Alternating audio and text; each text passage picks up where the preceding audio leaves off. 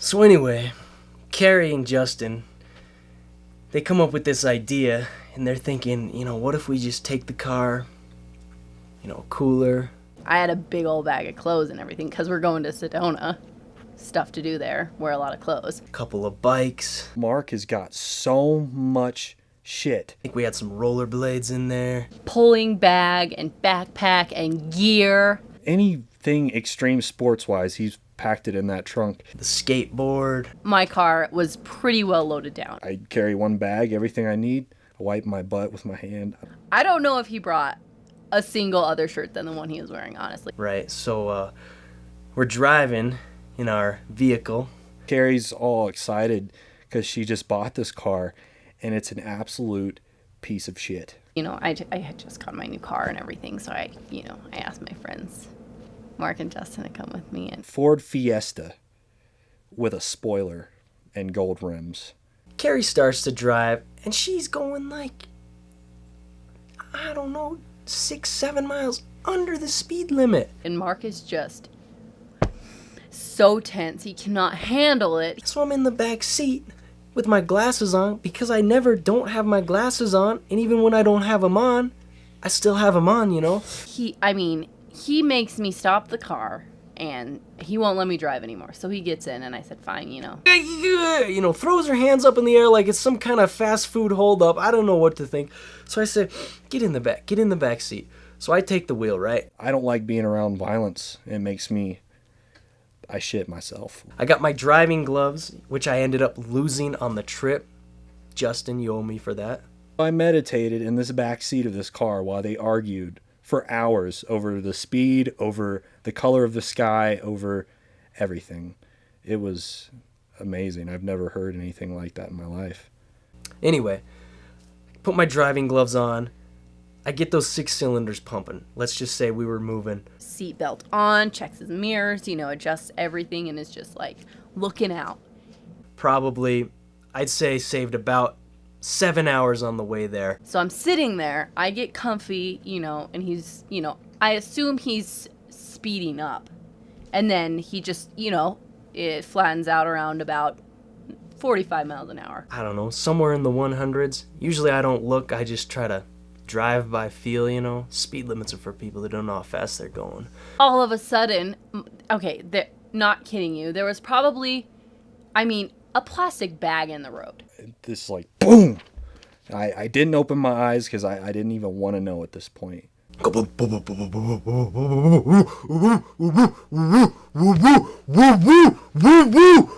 Swerving the car, and I don't know what he thought was inside that bag, but the tire in the back just starts blowing up. I figured, geez, I gotta pull over. Sure enough, we got a flat tire. So I pull over to the side of the road, right next to this bloody dead skunk. Gosh, I don't know if it was just smelled awful. All the stuff that I had heard that being said, I don't even want to know what we hit. And I don't know what to do. I'm a girl. So, I hang out, wait. I checked the tires. Boy, we were about missing one. It was so bad. Jeez, I don't know what we hit. Something, maybe it was going too fast. Whatever it may be, tire was blown away. Somehow Justin was sound asleep through the whole thing. So I started doing my nails because, what else are you going to do? Because he's going so slow. So I figure we have some time. And, Justin's, he's in the back. So, because it was Mark and then me and then Justin was in the back. In a time of emergency. I'm not saying a flat tire is an emergency. I'm just saying, geez, come on. You got trouble. Everybody's got to come together. One guy's sleeping. When I get nervous, I have to poop. So I decided to meditate. Nothing's going to get done unless I get out of this car and do it. So I get out of the car and take out all this stuff. He takes all of his stuff out of the car, his gear. At first, it seemed like, one of those, elementary school crushes, like when a girl's likes you, they pinch you and shit. They were beating each other. So I get the jack out. There was no tool to, to adjust the jack. Somehow Tinker's back there for an hour. I'm not sure what he was doing. So I take out my little multi-tool and had to tweak it a little differently, and there was no way. I guess he couldn't get the tire off. I don't like to brag. I just don't do it.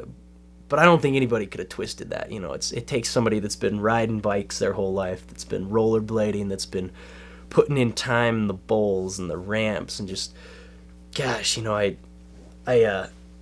twisted that thing, everybody depended on it. I mean, we wouldn't have gone another foot on that trip if I wouldn't have twisted that. That's just to put things in perspective. That's what happened there. Yeah, so we're back on the road again. And they start arguing again over the speed. There we are again, going 45 miles an hour. And, he's just livid. He's just mad. He's sweating. He's got those damn sunglasses on. He wouldn't take off the sunglasses. It's getting a little bit dark.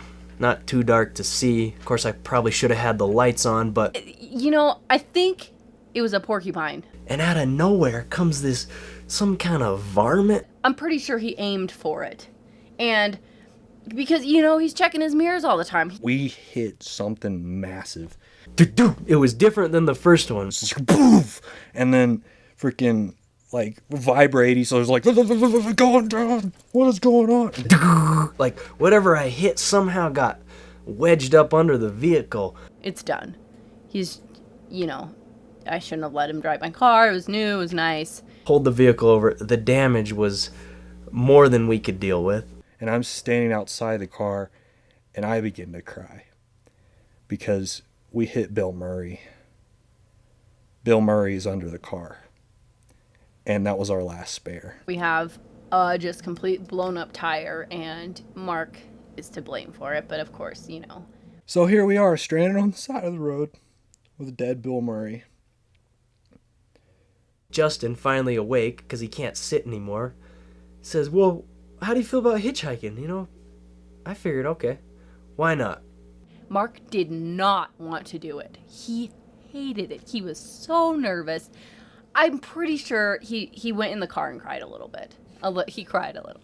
But anyways, we had to hitchhike, and none of these fools have ever hitchhiked before. I stick my thumb out. First car stops. I think it had something to do with, Carrie just filed her nails. Justin was awake, and actually they couldn't really see him, so I think that was part of it too. This dude in a semi, this giant semi, pulls up. I'm pretty sure it was an El Camino, because, it looked like a car, but then it was a truck. So I think it was an El Camino. So we get in, and, all of us in there. I think his name's Harold. Yeah, Harold. I think his name was like Haas or something, or his dog's name was Haas. And he had this cat named Queef. Anyways, there was a dog with him, and it was a little bulldog, nasty grunting thing. He's like a Siamese cat, but he had patches of fur missing, like someone shot him with a buckshot shotgun, and he stank. So this guy, Larry, he takes us, I don't know, that's really not too important, but... He was blaming his farts on me the entire time, to where Carrie was getting pissed. She's like, Jesus Christ, Justin, stop shitting your pants. And the whole time this is making me want to shit my pants because I get nervous around violence. We get to Sedona a little before dark. Seems like we left a little before dark. I don't know if that adds up. Anyway, it is what it is. We get to Sedona. He drops us off at some little corner there, He drops us off on the corner in Sedona. We get out, walk up the street to this little diner. Had to have been the only diner in Sedona. If you've ever been to Sedona, there is one street and then suburb-ish town for old people. And that's where we were at. I figured I might as well go to a diner. Carrie really wanted to go to, Burger King. And Mark sees this diner thing, Grub House, and I don't know if he's trying to impress us or what, but he decides to, buy us dinner here. I had a few bills in my pocket. I had just some deals had just broken through on a few things that I had done for some people, and I figured, might as well take them out to eat. So we go into this diner, right? He is just loving it. I don't know. He orders a club sandwich. Best chicken wings of my life. We bring out our food and everything. It was pretty good. He tips $1. He tips $1. Yeah. Next thing I know it, we're faced with that question that you always have in the back of your mind, but you just never really think to answer. Oh, where are we going to sleep tonight? The only thing we can find is a KOA campground, which, I mean, people have RVs, and I'm pretty sure they set up volleyball nets. There's badminton, there's a bowling alley, putt-putt golf. So I said, okay, it's fine. It's like, sleeping inside, basically. We had a cabin. We got a cabin because, whatever.